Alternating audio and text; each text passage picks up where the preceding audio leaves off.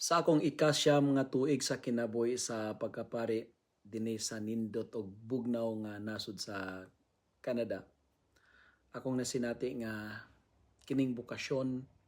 nga akong nadawat dili lang istorya sa kalampusan kundi usa ka lawom nga istorya sa grasya. Grasya nga mitawag kanako bisan sa akong mga kahuyang, sa akong kapobrehon kaniadto og sa dili pagkatakos. Grasya nga nagdala kanako sa mga panahon sa akong kakapoy, sa akong kahadlok, sa akong mga pagduha-duha og hilom og personal nga mga kasakit. Og grasya gihapon nga nagbangon kanako sa matag higayon nga nasinati nako ang panahon sa kakapoy og kamingaw tungod sa layo sa pamilya. Sa tinuod lang, ang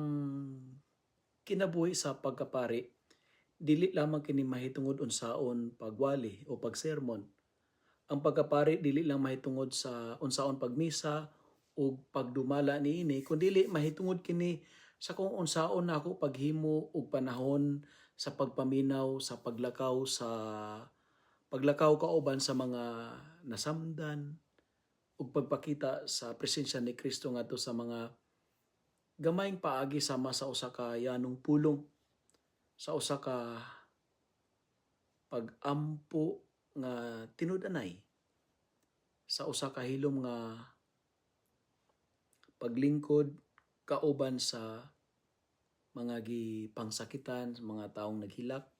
ug samtang mutanaw ko sa milabay nga siyam ka tuig, ako nasabtan nga ang tinuod nga misyon sa pagkapari mao ang pagpabiling matinud-anon bisan walay makakita, magpabiling mapainobsanon bisan sa katakos ug magpabiling masaligon bisan sa mga panahon nga walay kasiguraduhan. Pusa akong ginaampo nga sa mosunod pang mga tuig magpabilin unta akong abli sa kaluoy sa Dios, lig-unon na akong bukasyon ug mahimong buhing saksi sa gugma ni Kristo alang sa tanan nga iyang gipiyalan kanako. Abi ninyo maigsuon, dili sayo ang kinabuhi nga akong gipili, pero malipayon ako nga magpadayon sa paghalad sa akong kaugalingon ngadto sa katilingban nga gihatag sa Dios kanako dinhi sa Canada. Dinhi sa Canada, sweldado mi nga mga pari,